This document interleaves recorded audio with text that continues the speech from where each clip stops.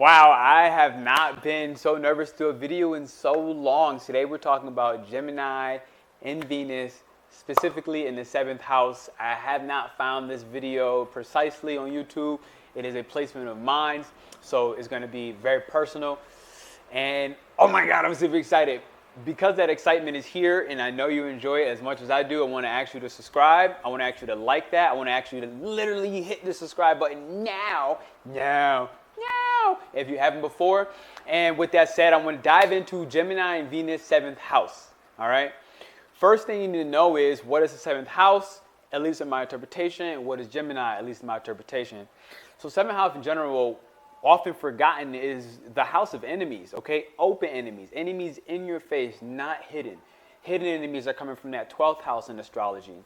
7th house is talking about open enemies, and when you talk Gemini, you really need to understand that these enemies are going to come with their intellect. They're going to come with these big minds who are able to basically trick you in a very evasive manner. All right. So this is something that, like, not to like start it off as something quote unquote negative. I don't really believe negative, positive. That's a Gemini thing within itself, right?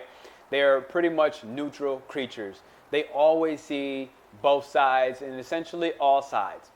One of the things about Gemini in general is they may not go super duper deep. So they do love to teach. They love to share knowledge.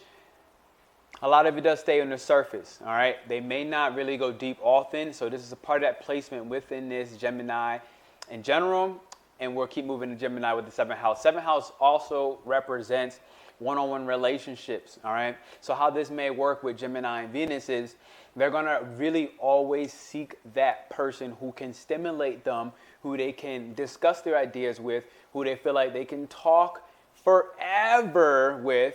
Somebody who is not going to make them feel like they're talking too much or they're just absolutely too much. This is a really important placement for Gemini 7th house because everybody knows in any Gemini, you know, boredom is a thing, all right?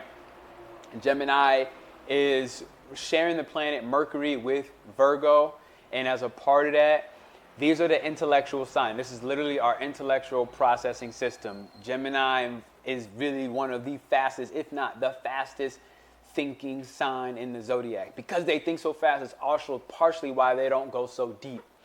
Now, when you're talking about going deep, I'm a gentleman, so my Venus in that Gemini placement is going to basically talk about what are the things that I'm attracted to, what are the things that I value in a relationship. Being in the 7th house is talking, what are the things I value in one-on-one relationships?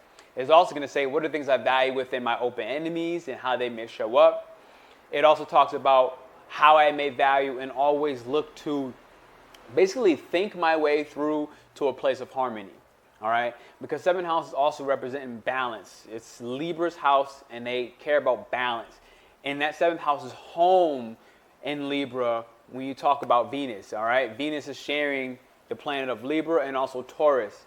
So ironically, I have a Taurus in the 7th house, which really I think offsets my Gemini in the 7th house in a very different way. You got earth, you got wind, really the elements I don't necessarily mix and match, but this is why we are a sum of all of our parts in astrology, and you never should take anything or any one astrologer's interpretation so much to heart that it's going to apply to you in every single scenario. It's important because it can be dangerous in my personal opinion.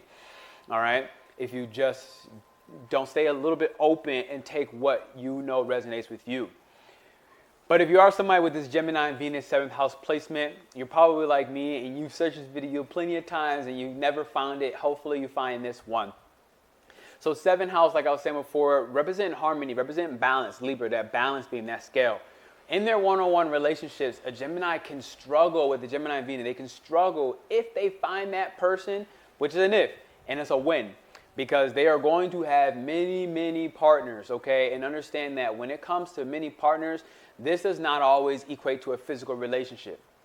The majority of Gemini, especially Gemini and Venus, are actual sapiosexuals. They don't even need sex. It's not like a requirement for them. Now, in general, Gemini does like physical contact. They may really involve themselves in flings, but those are the type of relationships that there really isn't much emotion involved, all right?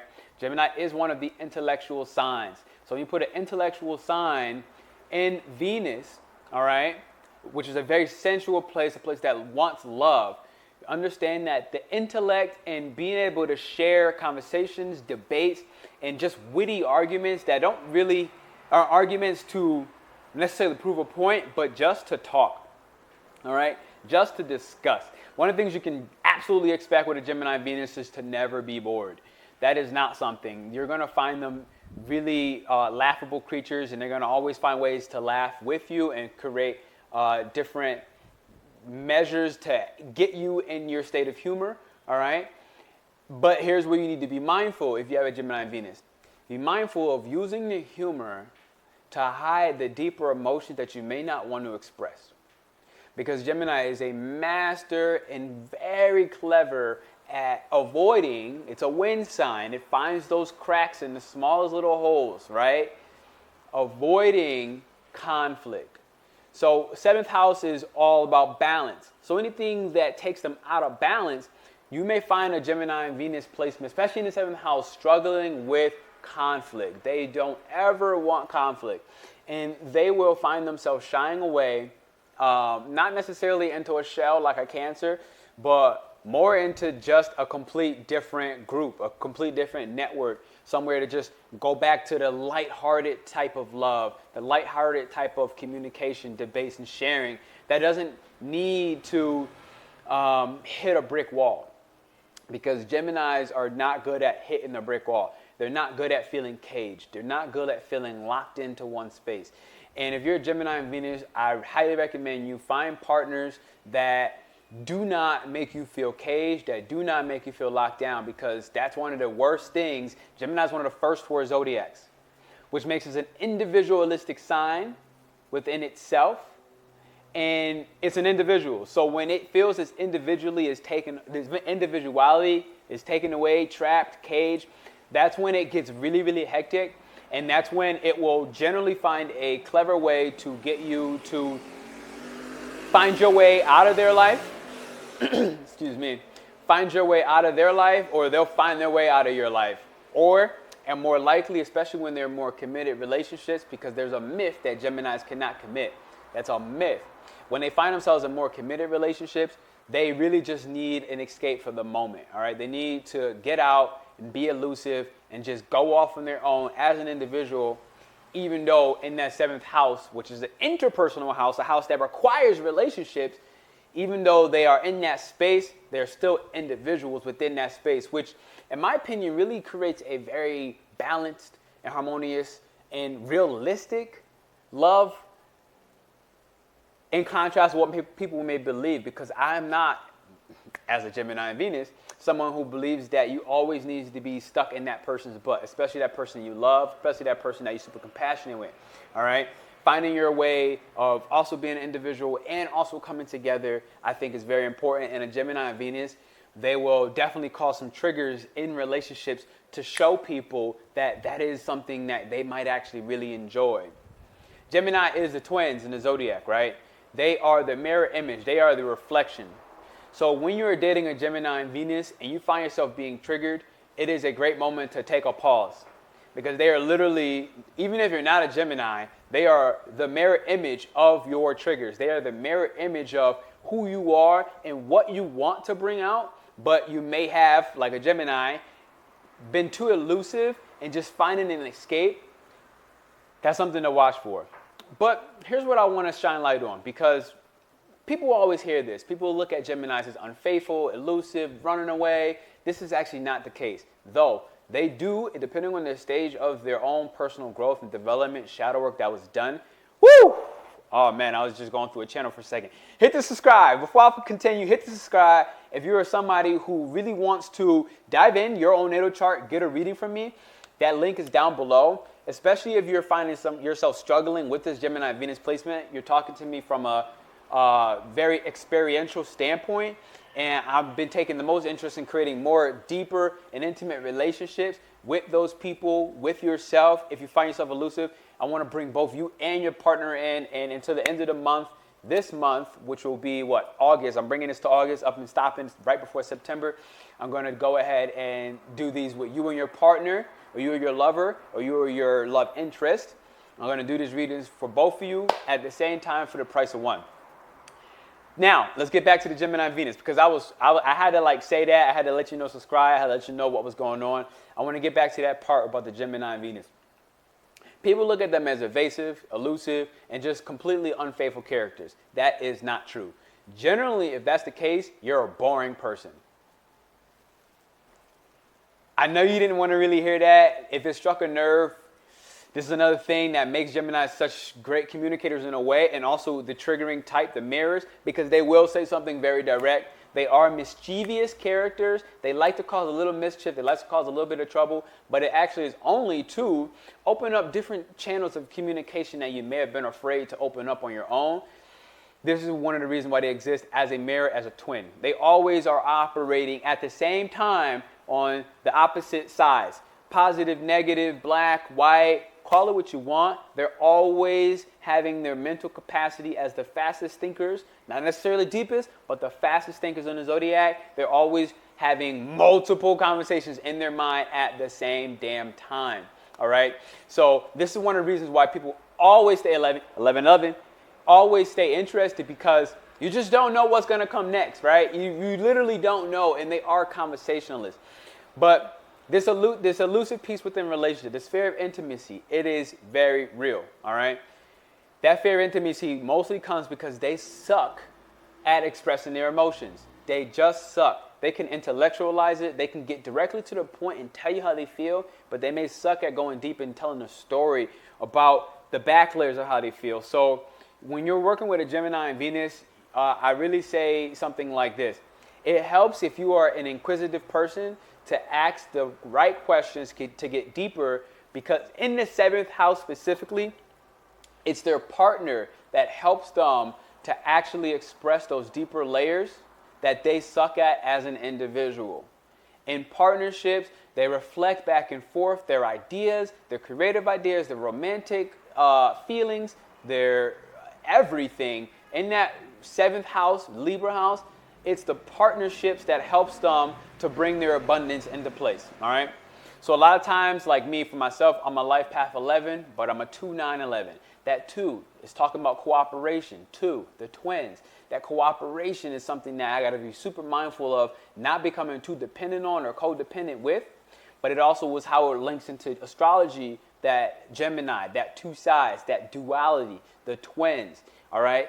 Within that 7th house for me, I literally am able, usually with my partner is usually able to really be more practical in the creative ideas, the ideas that are just ever-changing and adaptable from a Gemini. They may just adapt too much. They may switch too much and struggle to really pin down one idea, because all their ideas are absolutely phenomenal, but they just keep having more.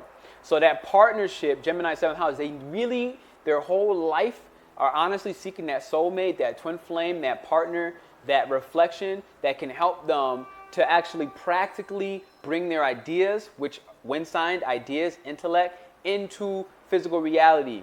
This is something that they struggle with, making their ideas practical, all right? They're going to have ideas forever, but to make it practical is a difficult moment for a Gemini and Venus. I will tell you that. Last wrap-up notes, Gemini and Venus, 7th house specifically. I really feel like that does it. I'm going to hit you there. I'm going to ask you again to subscribe. There's obviously always more that you can go to. I want you to share in your comments down below. What are your experiences as a Gemini in Venus, or as a Venus in the 7th house, because both would kind of play in. Even if you have a Venus in the 3rd house, that 3rd house being Gemini's house, or even if you have a Libra and Venus in that 3rd house, you kind of can interchange this video and both will fit in a different manner. Not precisely, but they're both intellectual signs in an intellectual house, all right? Wind with the wind. So I'm asking you to go ahead and subscribe. If you're looking for a reading with me, please go ahead, check in down low. And more importantly, the last announcement, we're running a moon cycle tribe, me and my partner. And within this moon cycle tribe, we're talking divine feminine, divine masculine topics. The next one we got coming up is talking about non-committal sex and how to enjoy the pleasures of non-committal sex, a Gemini and Venus type of thing, which is something that really I have a lot of experience to be able to dish out to you. And other than that, on the weekly, we do writing prompts within that moon cycle tribe, helping you to discover what are the hidden parts about your subconscious, and using the moon and the cycles that it goes through every new moon and every full moon to really give you the clean, clear information. That's an ongoing thing. If you're coming in one time, it's looking at $25 USD. And if you're looking to come in from a membership base, you can get the recordings. You can join our community with other people involved. That's only $44 for the month, a subscription base, and you get 4 sessions instead of the 1. So you're already saving deals, which brings me to my last thing about Gemini in the 7th house. They are amazing at making deals, all right? They're amazing at communicating deals, communicating contracts, looking through a contract, no matter what that contract's about. They're business masterminds, ladies and gentlemen. Gemini is a methodical genius when it comes to numbers. They are absolutely amazing at also helping their partners to figure out for their own partners how to detach their emotions and actually be a little more logical, a little more intellectual with their empathy. Because they are empathetic creatures, but they're intellectually empathetic, not emotionally empathetic, which is a little bit different. So this is where they, on the opposite end, is able to help their partners as that mirror image to say, hey, look, these things are real within me. And they can really just help that partner to detach a little bit of emotion sometimes, because they're not the most emotional creatures. They can help them detach. That does not mean that you don't love your emotions, because again, we are a sum of all of our parts. Never take astrology in one single placement so much to heart that you ignore all the other parts of you. Like my Mars in Cancer, for example, who is overly freaking emotional. So the Gemini and Venus for me really helps a lot. Or my Scorpio. And for my rising and ascendant sign, check that video. I try to drop it up here. That just did that one recently. It was a big major hit. I love you for your support, your subscribe, your like. I love you, I love you, I love you. Mwah, I want to see you soon. And reach out to me personally. Love. I absolutely enjoyed that Gemini and Venus video. If you're still here, let me know by dropping a green heart. All right, we're gonna drop a green heart. That's my partner in the background. Ooh, she's so fine.